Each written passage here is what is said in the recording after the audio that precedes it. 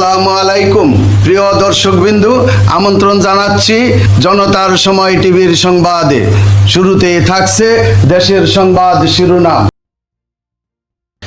শেখ হাসিনা দেশে ফিরলেই রায় কার্যকর, স্বরাষ্ট্রমন্ত্রী। সেই এক্সট্রাডিশন চুক্তি অনুসারে টিটি অনুসারে আমরা তাকে ফেরত চাই। আমরা চাই তিনি ফেরত আসুক, বিচারের মুখোমুখি হোক। এবার দেখবেন বিস্তারিত।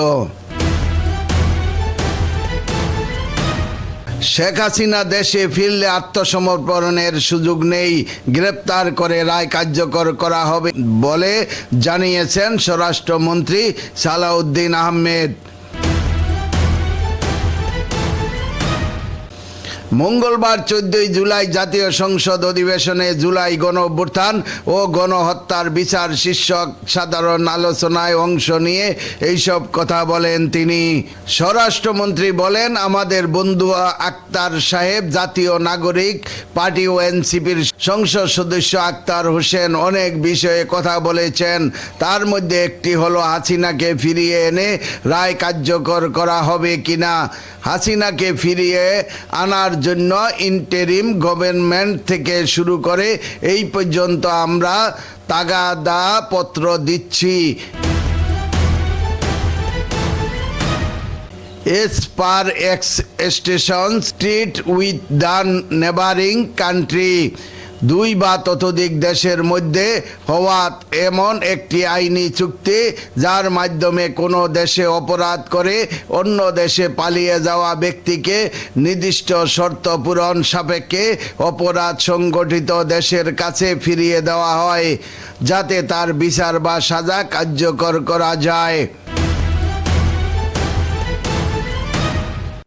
এক্সট্রাডিশন চুক্তি অনুসারে আমরা তাকে ফেরত চাই। আমরা চাই তিনি ফেরত আসুক, বিচারের মুখোমুখি হোক। তবে আইনমন্ত্রী বলেছেন, শেখ হাসিনা আসলে তাকে অ্যারেস্ট করা হবে। তিনি অলরেডি কনভিক্টেড, সুতরাং তার আত্মসমর্পণের সুযোগ নেই। এক্সট্রাডিশন চুক্তি অনুসারে টিটি অনুসারে আমরা তাকে ফেরত চাই।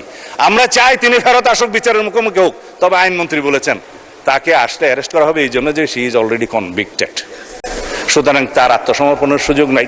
তিনি আসলেই তাকে গ্রেপ্তার করা হবে, রায় কার্যকর করা হবে। যদি আপিলের কোনো সুযোগ থাকে সেটা অন্য কথা, আইন আদালত বলবে। জুলাই যুদ্ধ শহীদ পরিবারের জন্য সরকারের নেওয়া পদক্ষেপ তুলে ধরে তিনি জানান, প্রতিটি শহীদ পরিবারের জন্য এককালীন 30 লাখ টাকা, ক শ্রেণীর আহতদের 5 লাখ টাকা, খ শ্রেণীর আহতদের 3 লাখ টাকা এবং গ শ্রেণীর আহতদের 1 লাখ টাকা আর্থিক সহায়তা দেওয়া হয়েছে। পাশাপাশি শহীদ পরিবার ও আহতদের জন্য মাসিক ভাতাও চালু করা হয়েছে। গুরুতর আহতদের প্রয়োজনে বিদেশের চিকিৎসা ব্যবস্থাও করা হবে। জুলাই ফাউন্ডেশনের কার্যক্রম আরও সম্প্রসারণের উদ্যোগ নেওয়া হয়েছে। আগামী 5 আগস্ট জুলাই স্মৃতি জাদুঘর উদ্বোধন করা হবে। উল্লেখ্য, 24-এর গণ অভ্যুত্থানের মুখে দেশ ছেড়ে পালিয়ে যান শেখ হাসিনা। সীমান্ত পেরিয়ে আশ্রয় নেন ভারতে।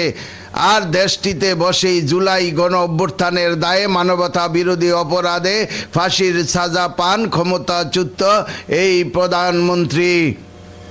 শেখ হাসিনা আগামী ডিসেম্বরের দিকে দেশে ফেরার পরিকল্পনা করছেন বলে বার্তা সংস্থা রয়টার্সকে দেওয়া প্রায় 1 ঘন্টার টেলিফোন সাক্ষাৎকারে জানিয়েছেন, দেশে ফেরার পর তিনি এবং কার্যক্রম নিষিদ্ধ আওয়ামী লীগের জ্যেষ্ঠ নেতারা আদালতে আত্মসমর্পণ করবেন বলেও জানান। প্রিয় দর্শকবিন্দু, আজকের প্রতিবেদন এই পর্যন্তই শেষ করছি। এখানেই পরবর্তী সংবাদ পেতে জনতার সময় টিভির সাথেই থাকুন। আল্লাহ হাফেজ।